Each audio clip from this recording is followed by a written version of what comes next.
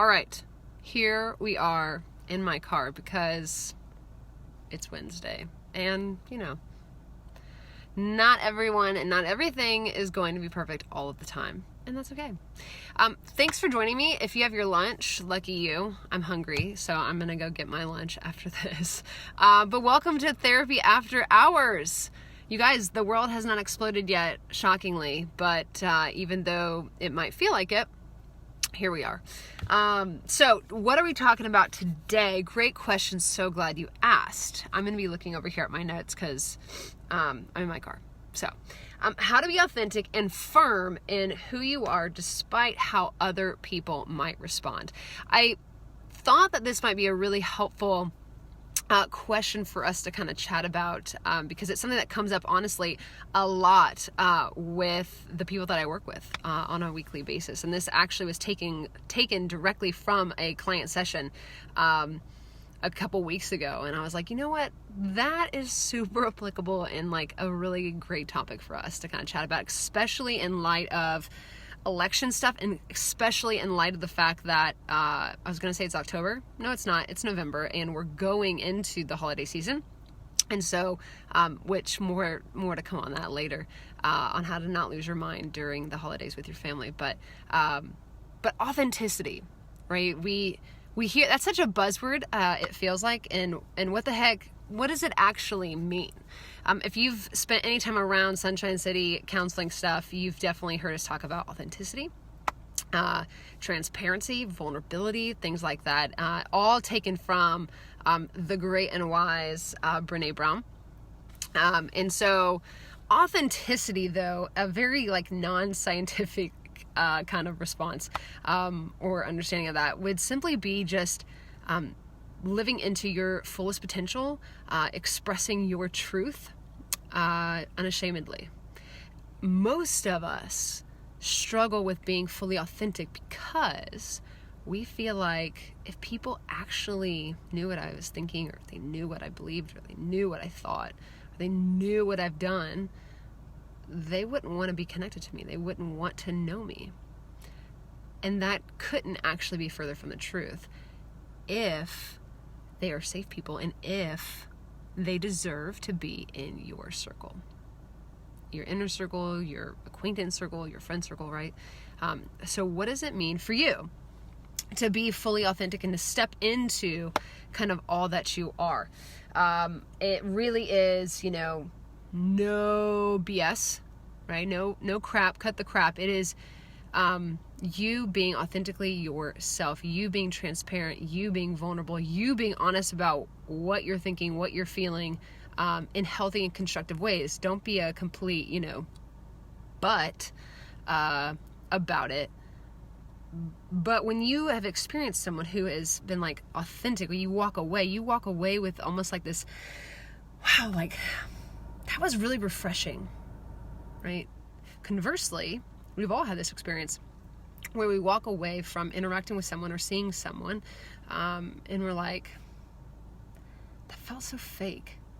It felt like I was talking to myself, or it felt like I couldn't really connect with them.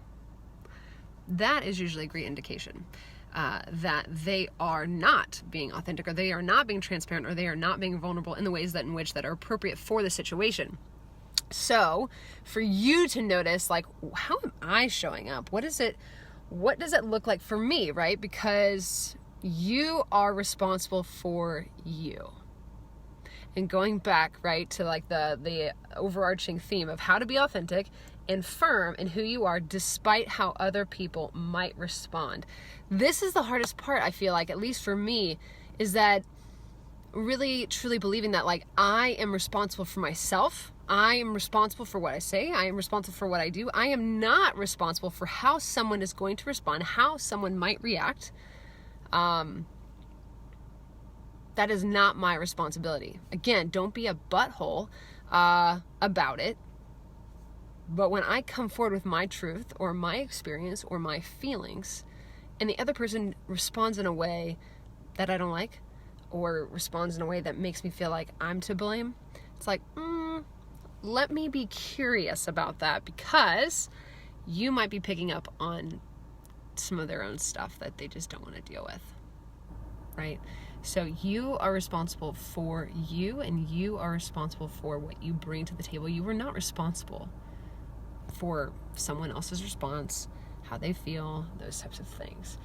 Which leads me kind of to this next kind of thought, which is, are you more of a victim or are you more of a hero? Now, these are some overgeneralizations. Oh, weird. It's letting me know that I'm live on my own channel. It's like so meta.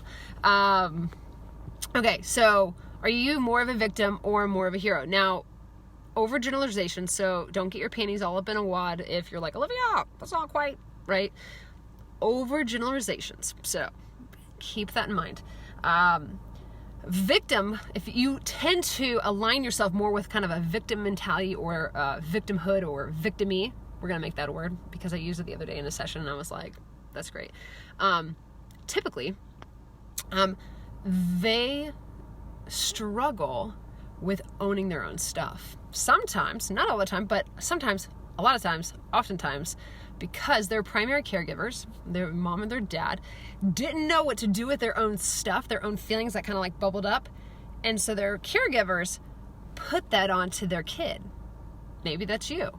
They put their feelings, they put their struggles, they put their whatever, because they, again, didn't know what to do with it themselves. So they put it to the kid.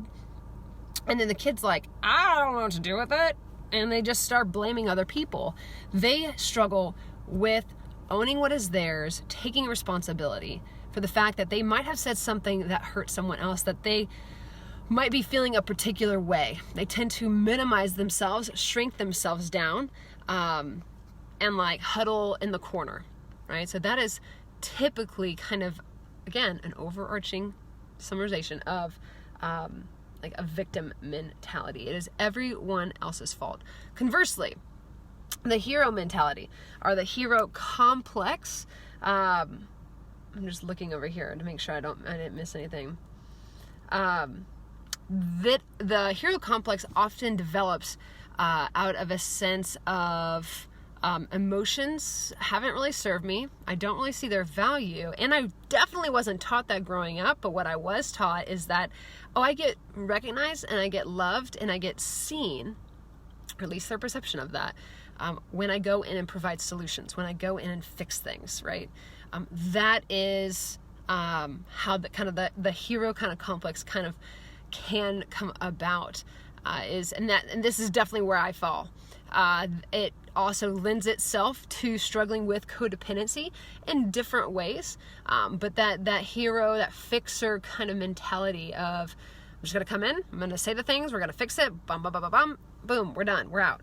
The problem with both of these is that they are not authentic versions of who you actually are. They are the result of pretty significant wounding that most likely happened in early childhood. Now, I know a lot of people are like, I don't want to talk about my mom or dad, or, childhood. I had a fine childhood. Yeah, totally. But you're not perfect, and nor were your parents, and that's okay. Your perception is your reality, and that's okay. So, again, do you tend to fall more in the victim kind of framework or more in the hero kind of framework? Either way, it is a false sense of who you actually are. And it keeps you from really being fully authentic and fully alive and stepping into your fullest potential. So, some things to be curious about. So, number one, how are you showing up? What are you experiencing when you interact with people or with certain people? And I love to be curious about the fact of, why is that coming up for me? Am I being triggered? What's kind of going on? Because again, a large part of you being authentic and not necessarily being swayed or affected by how people are going to respond in terms of your value and your worth and what you bring to the table is you recognizing, how am I showing up? How do I feel when I interact with that particular person? Why do I tend to feel more anxious when I hang out with that particular individual or groups of people? Why is that coming up for me? Those are really, really good questions to be asking. You are responsible for what you say and for what you do. Again, don't be a butthole. That does not give you a license to go out and be a complete, you know what I'm about to say. But you are not responsible for them. You are not responsible for how they might respond. And so when you kind of release yourself from that, it allows you to really, hopefully, show up not only authentically, but also confidently and saying like, gosh, like, I'm so sorry that frustrated you. That's just my experience, or that's just how I feel. How can I show up differently for you? Or how can I support you? Or how can I help? Or it really takes it from being an over-personalization of a situation to, oh, that's your response and that's yours to deal with. And is there a part that I need to own? Maybe. Is there a part that I need to come clean about? Maybe.